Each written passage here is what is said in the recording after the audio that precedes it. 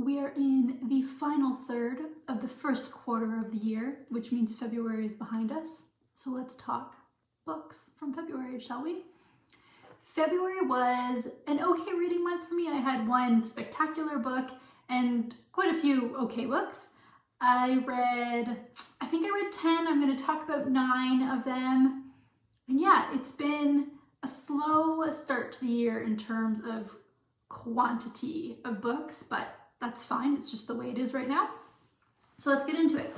First of all, I did do I did 3 books off of Backlist, which I was so excited to do. It's something that I've just tried to be a little bit more aware of this year. It's reading from authors that I've recently discovered and reading previously published works. So there's not just their most recent thing. One of those authors was Elif Shafak.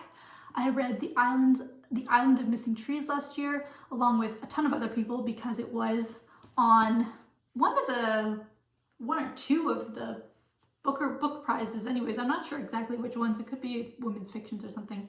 Anyways, I discovered her book last year, and so I read Three Daughters of Eve in February. I quite enjoyed this one.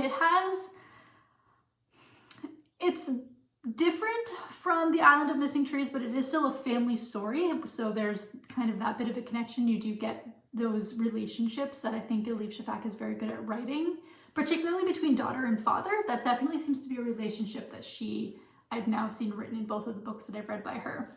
This follows Perry, who is from Istanbul, and she grows up in a house with parents who don't quite get along, and they have very different opinions, particularly when it comes to God and the role of religion. And she ends up in Oxford and then back in Istanbul, and the story is taking place on a day in Istanbul when she's older, but it's going back and traveling back to her time in Oxford and her time growing up as a child.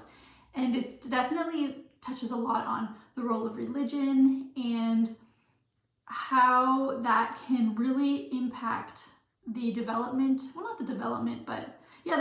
of morality around somebody, and when your parents are so different in that area, what that can do. So her father is agnostic, sort of, or atheist even, and her mother is incredibly religious.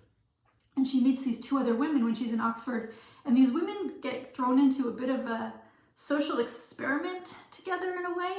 It's quite interesting how it all comes together, but it was a good book. It kept me intrigued. There is the tiniest little sprinkle, and I mean smallest little sprinkle of magical realism in a way. It's done very creatively, kind of like in The Island of Missing Trees with the tree. The tree itself is not necessarily magic, but it does add that little element of something, just a little snippet of panache, I guess. And so that has this as well, and I wonder if that's something that continues in most of her books.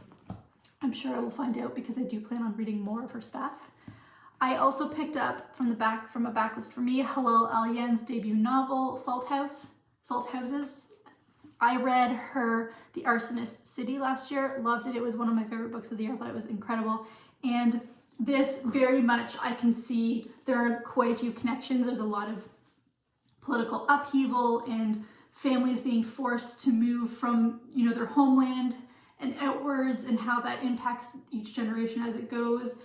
Those themes are in both of her books. I think she does it better in The Arsonist City, but Salt Houses is still very good. It's on the back here, a heartfelt portrait of the Palestinian diaspora, and that is what this is about. It's done very well, and it follows quite a few generations, but you see each character very distinctly, and she writes those very well. I enjoyed this book, although I did enjoy the book that I read last year. I did like it better.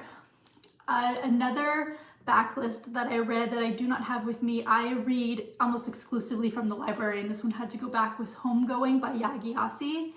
And this book was just spectacular. Definitely the best book I read this month, possibly the best book I've read this year, actually.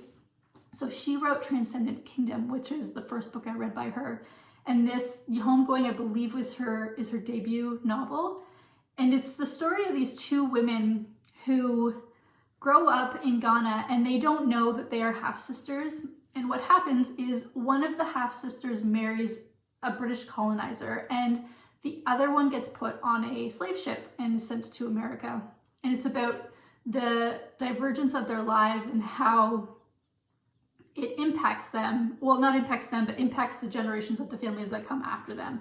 It was just so incredibly well. Every character was unique and fleshed out, but you could see kind of how the impact of decisions made prior to them and decisions made around them really just impacted the way they had to live their lives.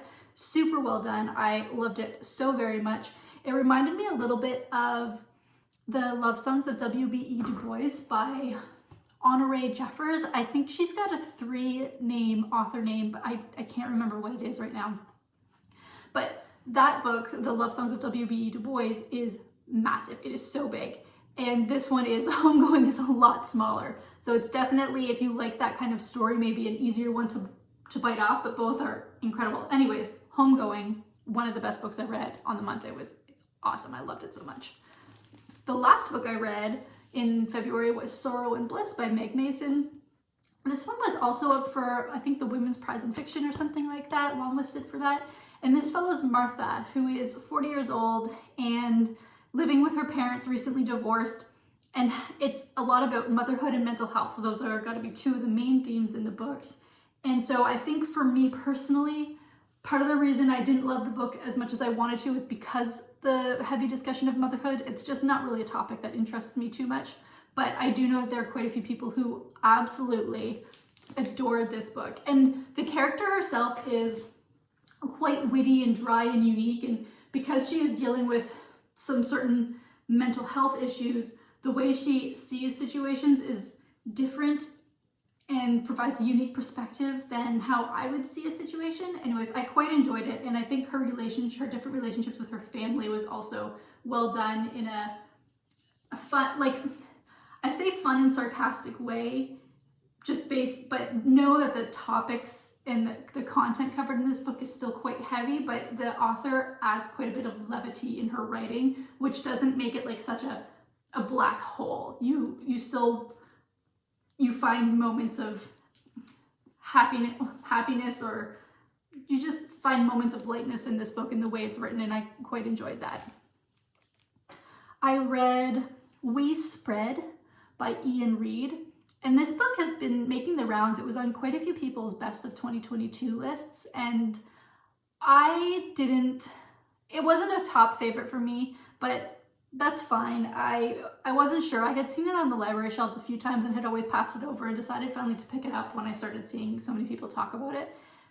This follows Penny, and Penny is an older woman who has been put into a care home essentially, but she doesn't really remember why she's there or how she got there. She's a little paranoid, but as the book goes on, she's discovering things and seeing things, and you're wondering if she actually is paranoid or if there's something a little sinister happening. It's a very ambiguous book. You never really know what the actual answer is of what is happening. And I did enjoy that in the writing of the book. I think that can be quite challenging to balance as an author, and Ian Reid, I think, did that quite well. But it is, obviously, people are loving this book, and so I think if you're seeing all of that, I think me not loving it as much as other people speaks more to me as a reader than it does to the book as a whole. I am going to go to Storygraph just to make sure that I am talking about all the books that I mean to be talking about. Okay, Mouth to Mouth by Antoine Wilson. This book is being marketed or told or said that it's a literary thriller, and I gotta tell you, I don't know what definition of the word thriller they're using, but it is not one that I enjoy. I didn't like this book. It follows two people. I don't remember what their names are, but they brush paths in university or college in their post-secondary environment. And later on in life, they cross paths in an airport, and they end up in this airport lounge together. And one of them has become quite successful, and the other one is he's a writer, but he's really struggling to get by. Anyways, the successful one has this story that he really wants to unburden on. He doesn't want to have it anymore. He wants to tell it so it's out of his system in a way. And the story, so the book is based on this story. It's them in the lounge, but this guy reiterating the story. So it takes place over a period of a couple hours, although you go back into another timeline. And I can see where they're trying to go with the thriller aspect of it, but it was not done well for me. I thought it was so very, very boring. I didn't like the characters, and normally I'm quite fond of a morally ambiguous character or a gray character. I generally quite enjoy those, but for some reason this one, he was just so one-dimensional and flat, and I couldn't get behind him in any way. And so by the end of it, I was just ready for the story to be over, and even kind of the little twist, I ultimately couldn't have cared less about what was happening, and that was kind of disappointing. But I really think that this book was mismarketed. I haven't seen many people talking about it, and I think there's a reason it's not the greatest book. I read Nothing to See Here by Kevin Wilson. Now this book, I definitely was influenced by Kayla from Books and Lala, who is, you know, the queen of booktube. And so I knew going into it that I might struggle with this book because while I watch everything that she puts out, our tastes do not align. Several times she has loved a book that I haven't, or she has not liked a book that I've loved. And so I knew this was a gamble, but it was a funny premise. It's about these two women, Madison and Lillian. And Madison, I believe, gets a phone call from Lillian. Lillian she's now got custody of a couple stepchildren. And she needs a nanny for them because these stepchildren have this condition where they spontaneously burst into flames. And I just thought that was such a quirky, fun, unique little premise that I'd never heard of before. And as readers, you know, particularly when you consume quite a bit, you're always looking for something that's just a little bit different. And this was. And so I picked this book up. Again, there was a lot of focus on motherhood and children rearing that doesn't, and as a topic in itself, doesn't really interest me. But the kids were very unique and quirky. I thought they were funny. I really thought the relationship between Madison and Lillian was quite intriguing, simply because they're those people that, you know, they talk, but they haven't seen each other in forever, but somehow they're still friends. And I think as people, we go through that all the time with people we haven't seen in forever, but you still consider them a friend, even though you haven't talked to them in 3 years, because time just flies. But the foundation of Madison and Lillian's friendship, which you read about in the book, is quite different. So their relationship is just, it's a little unique. Anyways, it was a fine book. I didn't love it, but Kayla adored it. I'm pretty sure she gave it a 5-star. So take that with what you will. It's always fun to hear about, or it's always interesting when your taste in book is just so different from other people. Reading is so subjective, and it's one of the great things about it.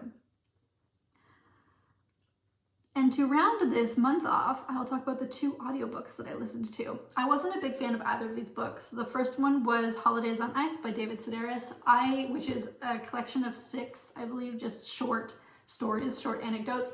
I didn't love this one by David Sedaris. I had listened to a book by his in January and quite enjoyed it. I thought it was funny and just unique. He offers some unique perspectives and little anecdotes. And his family is quite the cast of characters. And so I had high expectations going into this one, and just didn't quite meet it. I don't know if the stories just weren't as compelling to me in this one. I'm going to give his stuff one more shot. I'm on hold for one more of his books, and that'll be the deciding factor as to whether or not I continue to go through what he's put out previously. But I do like that Sedaris himself is the narrator in this book. So I think that adds a lot, because they are personal accounts from him, just about weird, random things. It's not even, I can't even really describe what they are, but he's a funny dude with short stories. He does say things sometimes that rub me the wrong way a little bit, but I think that's just what happens in life, right? People are very different, and you come across people that occasionally you're a little taken aback by what they say, and that's totally fine. And then the second audiobook was Profiles in Ignorance: How America's Politicians Got Dumb and Dumber by Andy Borowitz.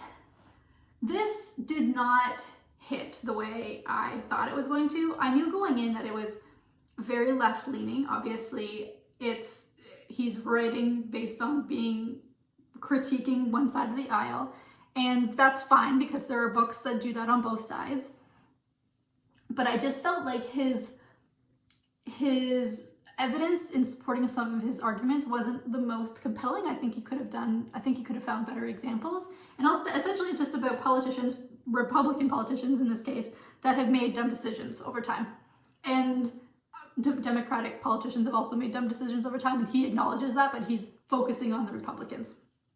And I just found it to be lacking in a persuasive argument, personally. We're not going to get into politics, but I just felt like he was presenting something that he thought was really found and strong, and I didn't necessarily agree with those findings. But it was still interesting. I did learn about a few American politicians that I had never heard of before. I am Canadian. I do live in America, but all my education is from Canada. And so my American political knowledge is not very strong. I don't know a lot of the nitty-gritty. And it was interesting to read and hear about some of these politicians that I'd never heard of before, and just decisions that politicians have to make, and the people that support them or don't support them. It's all very, very fascinating. I am totally fascinated by that. I did go to university and study politics, so it is something that I enjoy, but I didn't enjoy the way he presented it.